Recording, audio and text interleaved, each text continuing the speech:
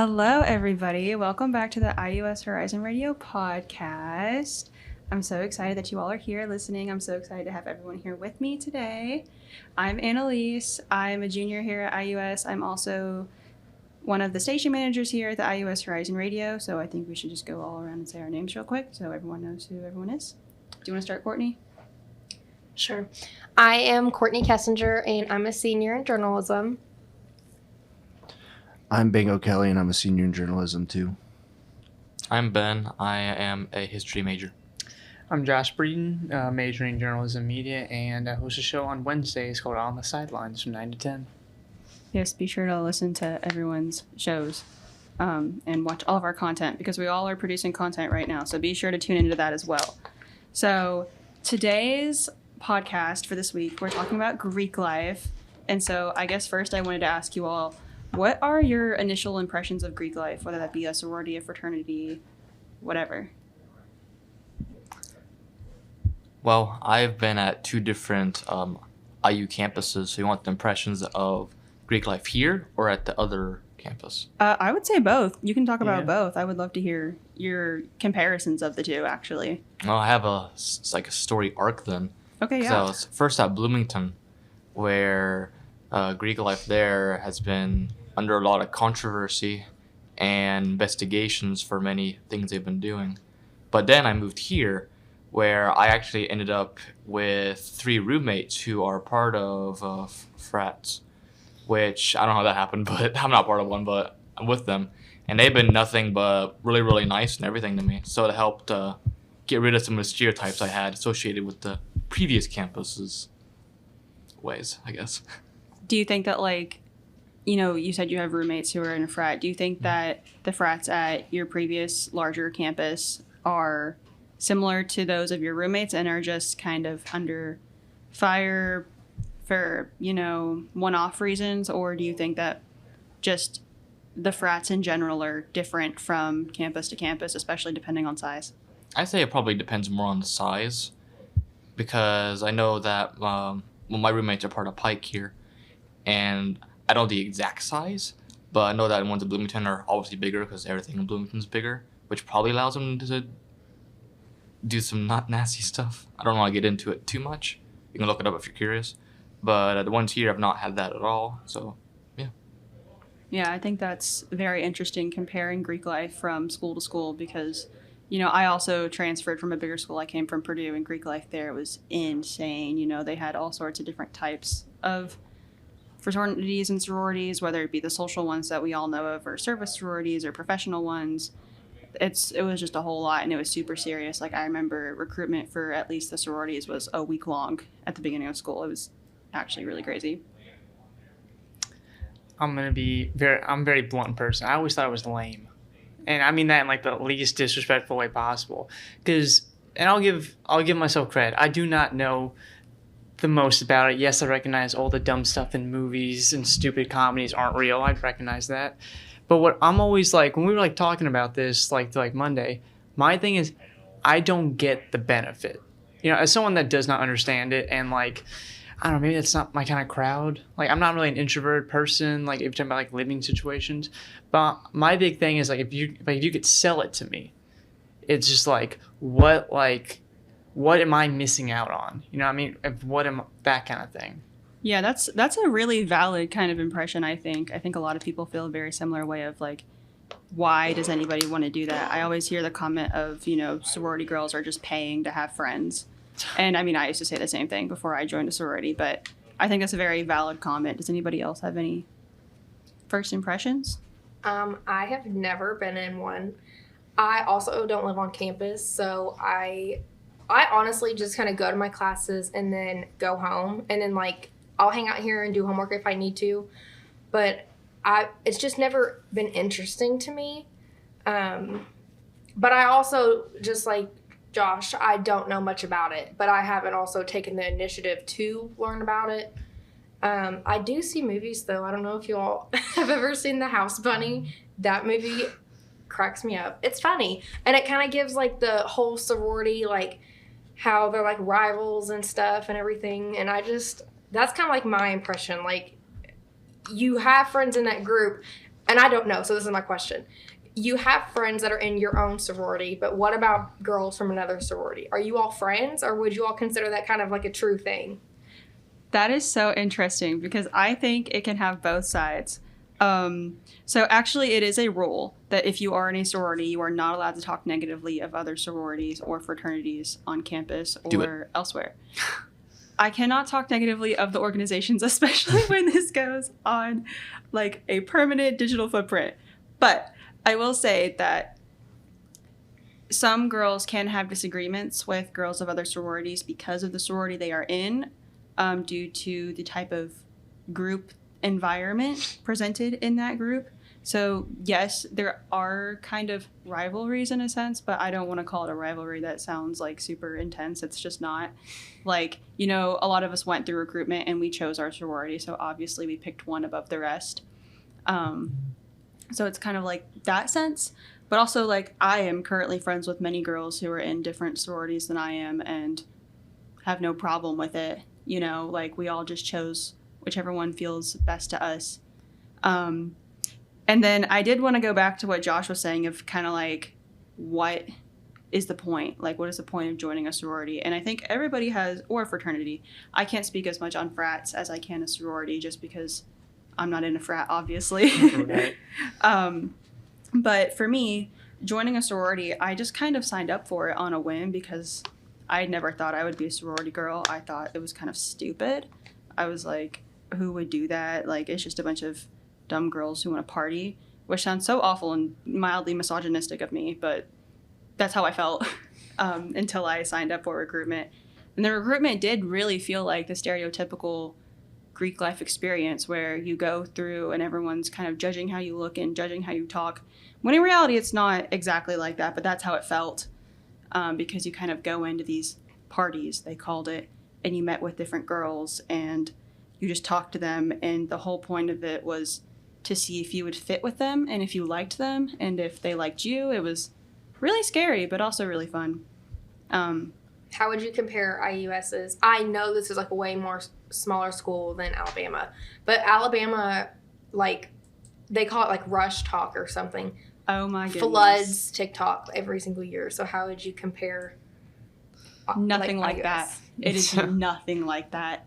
From what I can see, especially at bigger schools, but specifically Bama, it is completely different. Recruitment was 3 days for us, all in the evening. I actually worked the mornings of every time. I drove home an hour afterwards every time, which was a little exhausting because they were kind of long. But I met with 3 groups at once. It was like an hour and a half was my longest time of like actually talking to people on any given day. While in Bama, I think it's a week long of like just absolutely all day things, meeting with the different groups. And that is because we only have 3 sororities here, but also it's not nearly as competitive. We were trying, like, my sorority had like, I think 9 girls because they had lost so many over the summer. Like, they were desperate for, I don't want to say desperate, that sounds awful, but like they were really, really, really trying to get more girls. And it's not like the girls were competing to be in Sigma Kappa. Sigma Kappa wanted more girls because they didn't have nearly as many as they had. Chapter had shrunk so much, and they really just wanted to expand chapter and meet new girls and make more members, I guess, and kind of grow the sisterhood. So I would say it's very different. It's not competitive at all, really. You know, I mean, if you don't click with any of the sororities, you don't click, and that's better for both of you. You know, it's not like maybe you're a really amazing person who really wants to be in a sorority and you just don't get in because people don't like you. Like, you don't have to change yourself for any reason. Sometimes people just don't click, and that's okay. So not like Bama, really, at all. But as far as, like, what we do... I'm sorry, did that answer your question? Yeah. Yeah, okay. So as far as, like, what sororities actually do, from my point of view and my experience in a sorority, is that a lot of it... Well, actually, let me first ask you, what do you guys think we do? Drink. Oh, goodness. It's a fair point. That is You very asked, I fair. answered. Yeah. Sorry, that's just funny because I am actually very against that. Well, there we go. My whole thing, I just thought it was just like party nonstop. Like, that's, I know it's like a movie stereotype thing. Yeah. But that goes on to, I don't know what, I truly don't know what happens. And to me, it's very hard for me to understand, like, Because the one that really bugged me too, and it kind of was off topic, is like hazing rituals. Like Oh, you read goodness. stories I about was like about to ask about that. Go about on. like fraternities about a dude like drowned, like just straight up drowned and died at alcohol. Like it to me, like that is like one. I think it's like really immature. I'm like, really, it's like whenever like seniors picked on freshman athletes. It's like, wow, you're really cool because you're the big guy now, but in a year you're back down. It's like stuff like that that just gets under my skin. That's where that whole I don't get the point is. To me, it just feels like, to me, the best way I can word it is fraternity and sorority is literally just a popularity contest like high school was, like prom voting. Like there's no benefit. No one remembers it. I've never heard anyone like, I had a friend, his dad was in a fraternity. Before he died, he never talked about it. Like I don't get like and like they take like historical things. They keep track of everyone who's ever been there. I'm like, sure, I guess like big schools like you point out, Bama, like that would have a little bit more than like here. But I'm just like, I'm with you though, because I see a lot of stuff on like, not even just the news, but like on social media and stuff of like hazing, and people will just, I mean, they'll die. they'll assault people. Yeah. And then there's like this whole lawsuit going on, and then it almost makes you wonder why big universities don't make it like take one step down instead of just letting people continue on doing what they're doing. And I know it's not like they're not like continuously killing people, but everybody is different, especially with like initiating people when you haze them. Like not everybody's the same with like their drinking tolerance and everything. So you really never know, like if you say you have to drink this many beers to get into the frat. That I saw that as an example one time, and this boy had like almost 10 and he died from alcohol poisoning. And they filed a lawsuit against the school, and I was like, oh my gosh. So it's kind of implying with Bloomington. Yeah, I've definitely heard awful hazing stories. And I can't speak for any of the frats here or, kind of at bigger schools, but I can say at least for all of the sororities at IUS and I know at Hanover, because I have some friends there as well, hazing is very, very, very against the rules. If anybody finds out you are hazing, you will be immediately removed from chapter. That's good. I know for my experience in Sigma Kappa, hazing, not a thing at all. Like they were very, very strict on that. Like an active member could not let a new member even drive them around, even if they were already previously friends, because it could be considered hazing. Like they were incredibly strict on anything that might be considered hazing and not allowing that. And I mean, I know hazing does happen, especially within fraternities elsewhere at larger schools, but I know at least in this region, it is very, very, very much looked down on and does not happen. And as far as drinking goes, we very much discourage underage drinking. I mean, obviously there are some people who are above the age of 21, and obviously it is a college setting, so I can't say it doesn't happen completely, but it never happens within sorority-related things. If alcohol is present, everybody has to fill out some kind of risk form. I'm not exactly sure how it works because we haven't had any events with alcohol, but there's like a whole lot of forms you have to fill out just to have it at a Sigma Kappa, at least for my sorority-related event. And I would assume it's very similar for other sororities because we're all governed by Panhellenic, which is a whole thing in itself that's kind of hard to explain, but it's just rules, essentially. What are some of the events you guys have done so far? Oh my gosh, I love talking about this because I'm actually the vice president of programming for Sigma Kappa right now, which means that I plan all of our events that we do within chapter on our informal meetings. And so far, as far as stuff we've done during chapter meetings, we've done diversity boards where we kind of made vision boards, but we took pictures out of magazines and stuff. We made like collages about diversity and why it's important, because I am also DEIA chair, making sure that everyone does have access and inclusion. And a big stereotype is that sorority girls are racist and stuff like that, which we are absolutely not. And so one of my big missions this year is to make sure that people don't have that perception of us and that we grow to make diversity very important. But that's something we've done is we made boards and we talked about diversity and why it's important and how we can be better at showing that to our sisters and to other people and how to uplift and encourage each other. We also have had our president talk about a summit meeting that they went to. Our advisors introduced themselves. I have plans for yoga, outdoor activities, environmental activities for Earth Day, because that's one of our philanthropies is Inherent the Earth. So we pick up trash during Earth Day and we do environmental conservation related things. We do a lot of philanthropy. We do the Alls Walk every year, which is the Walk to End Alzheimer's. So we volunteer with them and we help set up. We take the walk itself. We help clean up. We do a lot of philanthropy and we're actually doing a toy drive right now for hospice, people in hospice care. And we're taking donations for the elderly. We also focus on gerontology, which is the study of aging, to really help benefit Alzheimer's and dementia studies and research on that. So that's our big thing, is philanthropy related to aging and Alzheimer's, which is partially the reason I joined. So we do a lot of stuff like that, philanthropy related, service related. And we also just do a lot of fun sisterhood activities. Like we had hot cocoa and cookies one day, and we just listened to music and we hung out in a room with snacks. And it was a lot of fun. So that's kind of like the stuff that we do. You know, it's not just you go to chapter and you guys plan what you're going to wear to a party that's coming up.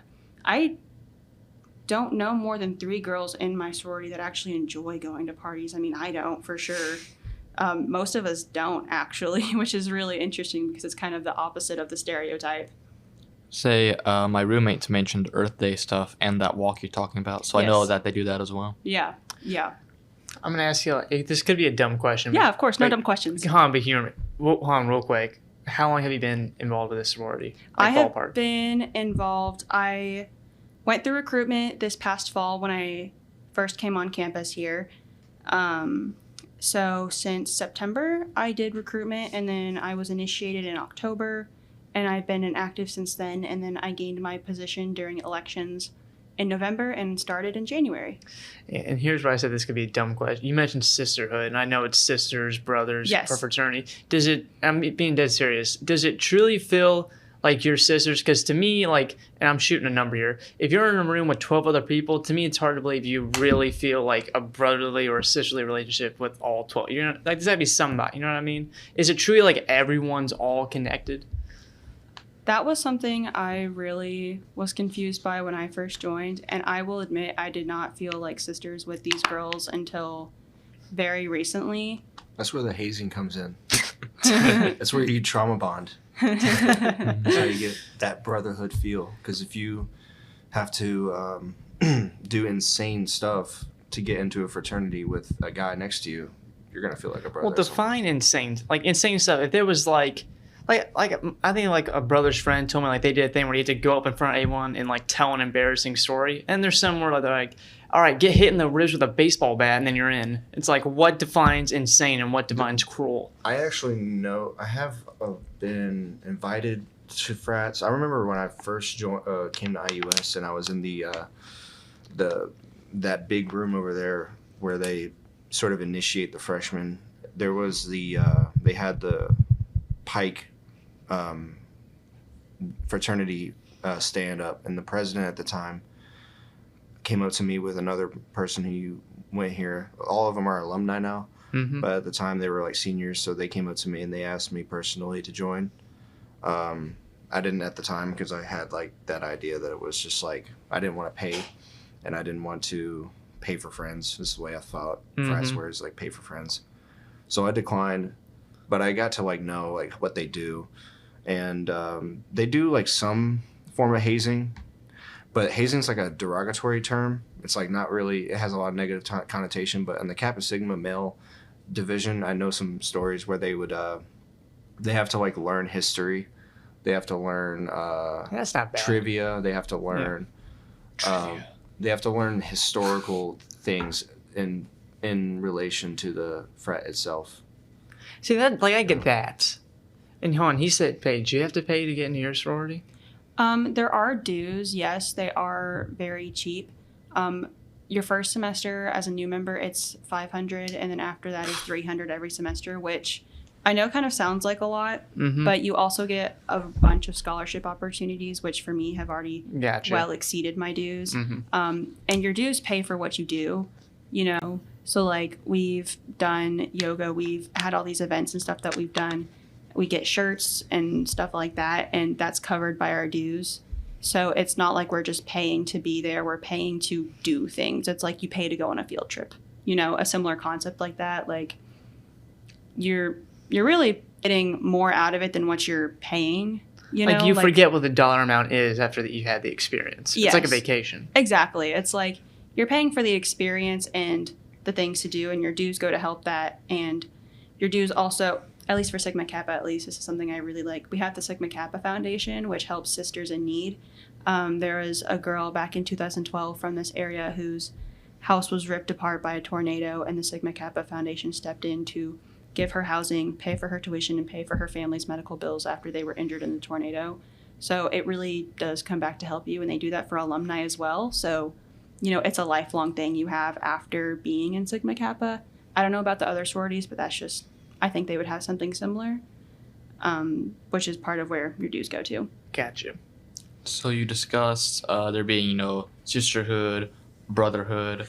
Yes. What if there is an individual who doesn't identify under either of those who wants to join a Greek life? What would they do? That's Yeah. actually a good question, yeah. So somebody who may not identify directly as male or female. Mm-hmm. For that, I'm not exactly sure what they would do as far as frats go, but I know for at least Sigma Kappa and sororities, you are eligible to join as long as you identify on the feminine side at least 51% of the time. That's kind of their standing to make it a women's only sorority, but also include those who may not identify purely as a woman on the binary. I think that's personally a good way of doing it, so that way, you know, men can't join, because obviously it is kind of exclusive. But at the same time, we want people who may not identify directly as a woman but still are femme presenting and want to lean towards that side of the gender spectrum to be able to join. Okay. And I would assume it's probably the reverse for fraternities, but I'm not sure. But back to what you were saying about sisterhood, of if we do truly feel like sisters. For me, Yeah, we went off topic there. yeah. For me, it did take a really long time to actually feel like sisters. Mm-hmm. And that just kind of comes down to getting to know the people. And it really truly does come down to what you put in. I mean, if you only show up to required Sunday meetings, then sure, maybe you aren't going to feel very sisterly. But if you show up to all of our sisterhood events, our philanthropy events, anything that's not required as well, you hang out with these girls outside of chapter, then yeah, you're going to feel a lot closer, a lot faster. For me, I really started feeling like these girls were my sisters like after I started doing that. And I can truly say that I do feel close with all of them. Obviously, there are some people I'm closer with than others. That's just going to happen in any kind of big group. But I do truly believe that all of those girls have my back and I have their back at any given time. And I'm always there to support them. So I would say, yes, I do truly feel like sisters with them. I don't know exactly how that would be at a bigger school. I know Sigma Kappa at IU Bloomington has over 100 girls. So I don't know how that would work. I don't think I would be able to say the same if I were at a bigger school. But I know for here, at least, I do really feel like sisters with all of my girls in Sigma Kappa. You talked about required events. What's like the over-under on like what's required and what's optional? So basically, every Sunday meeting is required. You get 2 passes a semester because obviously things happen. And if you're sick, that doesn't require a pass. No one's going to make you come if you're sick. Right. But you want to be there. So you're not just going to skip it if you're not sick and say you're sick. Nobody does that because you want to be there. You're paying to be there. So all of our meetings are required, as well as the Alls Walk and our Ultraviolet, which is our big fundraiser to fund our philanthropy, our other philanthropies throughout the year. I think Inherit the Earth, so on Earth Day, is also required. But that's pretty much it. It's not a ton of required stuff, just the really important things are required, but we have a ton of stuff that's optional, non-required. If you join, are you required to live in the house? We don't have a house. Okay. Well, I'm saying like, I don't know like what like. 'Cause I know there's some. I know for a fact for some people it's like part of admission. Like Yeah. you get a room and that's your thing for like your entire stay. Yeah, I know. Bloomington does. Is that what it is? I know Bloomington does for sure. Gotcha. Yeah. I know at Hanover, I have some friends who are in Alpha Delta Pi at Hanover. You can't live in the house your freshman year, but then after that, you can, but it's not required. But I think most people do, because I think it's actually cheaper than living in the dorms, even though you do still pay for it. And obviously you get to live with your sisters. I mean, that sounds like a lot of fun. I kind of wish we had a house, but we are a small school, so I get why we don't. Right. That costs a lot of money. But I don't think you're necessarily required to live in the house, but I could be wrong on that. It's one of those things where it would vary. Yeah, I think it varies, but I don't think there's any specific law in any of the sororities, like constitutions or whatever, that like would actually require you to do that. This could be interesting. What is like the school? Does it have limitations on sorority and fraternity? Like, is there only so much you're allowed to do? Is there like certain things that are absolutely off limits? Like, how much authority does that have over you guys? I'm sorry, I'm confused by the question. Well, let's say like this. So let's say you wanted to do an event. You plan it. Like, all right, we'll do it this day. We're going to do this. Show up this time. Like, everything's already like planned. Let's say the school comes in and goes, hey, you can't do that. Do they have that authority? Or is it like to a degree just free range once you guys have that? If it's on school property, I would say that they have reign over that. Mm-hmm. I think it's more Panhellenic that has the power to do that, which is the organization that kind of guides all sororities. But I don't think the school itself has. I'm not exactly sure on that because I don't think that's ever presented a problem for us. I mean, we reserve rooms in advance, and if we can't reserve a room, like because it's booked, I mean, obviously we can't override that. But for the most part, you know, as long as we're abiding by Sigma Kappa and Panhellenic rules, the school has no problem with what we're doing. And this is like a question that can go to like all of us. Is like, rather this be like, what's been happening, like news and stuff you've seen, what do you think is like the scariest thing? Because you've talked about just like, I know not in detail, but just how Bloomington gets crazy. Me and Corey talked about just stories of people getting hurt and some people die from hazing rituals. Currently, right now, like what do you think is like the number one like scariest thing that's going on that rather is being talked about, or maybe something that you know that is not being talked about as much? I would say lack of diversity.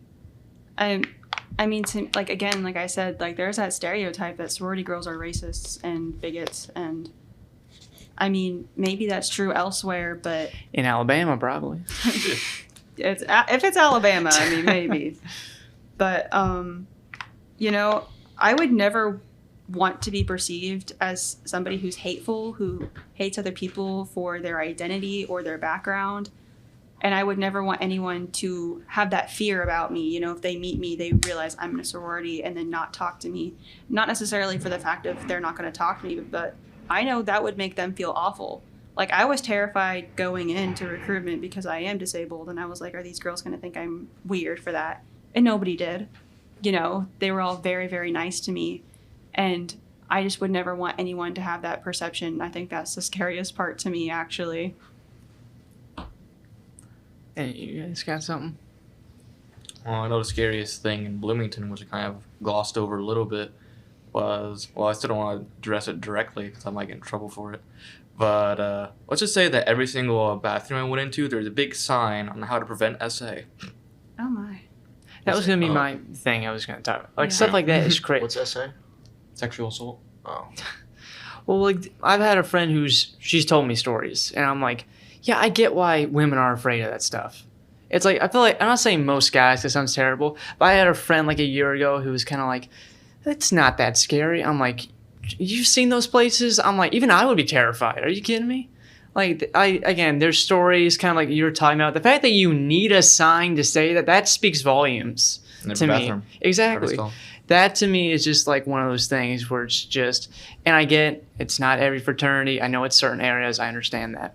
But it's just, to me, it's like, yeah, I get, you've really like told me some of the benefits. Now I'm starting to understand, like, and I think it's more better that it's like smaller scale. Like, I see this being helpful, but when you have such a big campus and you have 100 people in one house, if 3 people are doing some horrible stuff, I'm like, that's still like, it can go hidden because there's 97 people helping the community, but that's still happening. And that to me is like where it's kind of like, yes, I get it's good, but to me it's just like, you need to have that awareness for some of this stuff that's going on.